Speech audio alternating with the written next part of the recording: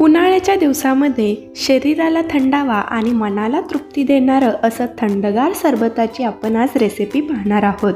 तर हे जे सरबत आहे ते तुम्ही 8 ते 10 मिनिटात सहज फटाफट बनवू शकता आणि बनवायला सोपं आहे आणि चवीला अप्रतिम लागतं। तुम्हाला बघूनच तोंडाला पाणी सुटलं असेल तर तुम्ही देखील नक्की करून बघा। तर नमस्कार, मी प्रतीक्षा मनापासून तुमचं आपल्या लंबोदर किचनमध्ये स्वागत करते। तर चला तर मग आता वेळ न घालवता आपण आजच्या रेसिपीला सुरुवात करूया। त्याआधी जर तुम्ही माझी रेसिपी पहिल्यांदाच पाहत असाल तर प्लीज लंबोदर किचनला सबस्क्राईब करा। तर सरबत बनवण्यासाठी इथे मी 1 लिटर ताजं दूध घेतले। तुमच्याकडे जर आधीच उकळलेलं दूध असेल तेही घेतलं तरीही चालेल। तर आता यामधलं आपण थोडंसं दूध एका वाटीमध्ये बाजूला काढून घेऊया। तर इथे मी 2 मोठे चमचे दूध एका वाटीमध्ये काढून घेते आणि आता हे जे बाकीचं उरलेलं दूध आहे ते आपण गॅसवरती उकळण्यासाठी ठेवून देऊ। जोपर्यंत दूध उकळते तोपर्यंत आपण इकडे हे जे वाटीमध्ये बाजूला दूध काढून घेतले यामध्ये कस्टर्ड पावडर ॲड करूया। तर इथे मी व्हॅनिला फ्लेवरची कस्टर्ड पावडर घेतले। तर अशी कस्टर्ड पावडर तुम्हाला किराण्याच्या दुकानामध्ये किंवा बेकरीमध्ये सहज मिळू शकते। तर कस्टर्ड पावडरचे अगदी वेगवेगळे फ्लेवर्स येतात। तर इथे मी व्हॅनिला फ्लेवरची कस्टर्ड पावडर घेतले। तर आता यामधले आपल्याला 2 ते 3 चमचे अगदी गच्च भरून कस्टर्ड पावडर या दुधामध्ये टाकायचे आणि आपण आता अगदी व्यवस्थित याच्या गुठळ्या फोडून याची पेस्ट तयार करून घेऊया।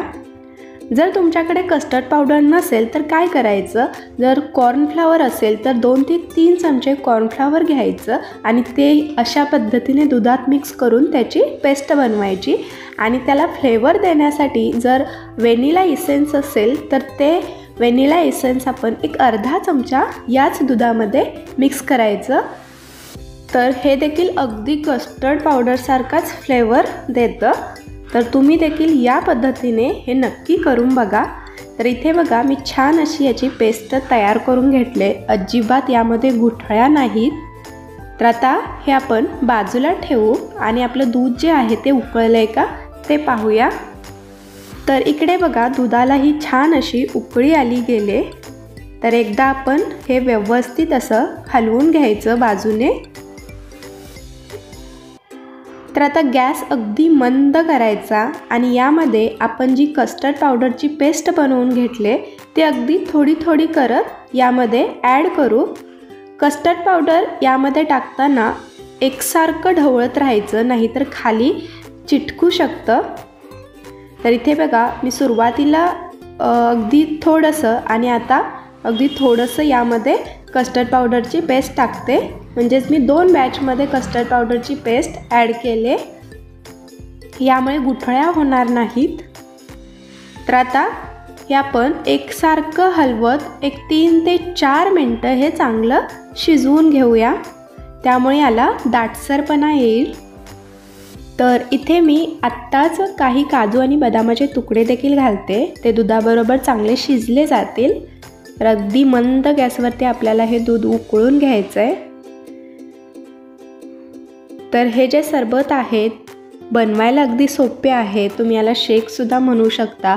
अगदी तुम्ही महागडे बाहेर सरबत पिता, शेक पिता त्यापेक्षा अगदी झटपट आणि अगदी कमीत कमी साहित्यात हा सरबत आपला तयार होतो। तर आता यामध्ये मी 1 वाटी साखर घालते आणि साखर घातल्यानंतर आपल्याला हे 2 ते 3 मिनटं अजून शिजवून घ्यायचं आहे। तर हे बघा अगदी छान असा याला रंग येत चाललाय। तर जास्त हे घट्टसर नाही करायचं, तुम्ही याची आता कन्सिस्टन्सी बघू शकता, अगदी थोडीशी थिक झाली आहे। तर आता आपण गॅस बंद करायचा आणि हे जे सरबत आहे ते आपण एक पंख्याखाली 15 ते 20 मिनटं थंड करून घ्यायचं। तर इथे 15 ते 20 मिनटं झालेत, जे सरबत आहे ते अगदी हलकंसं थंड झाले आणि तुम्ही याचा दाटसरपणा देखील बघू शकता आणि रंग देखील अगदी सुरेख आलाय। तर यामध्ये मी काही बर्फाचे तुकडे घालते आणि हे एकदा आपण मिक्स करून घ्यायचं।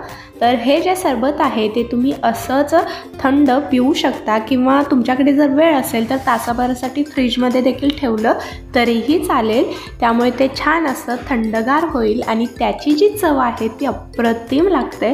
तर आता हे आपण एका ग्लासमध्ये सर्व करूया।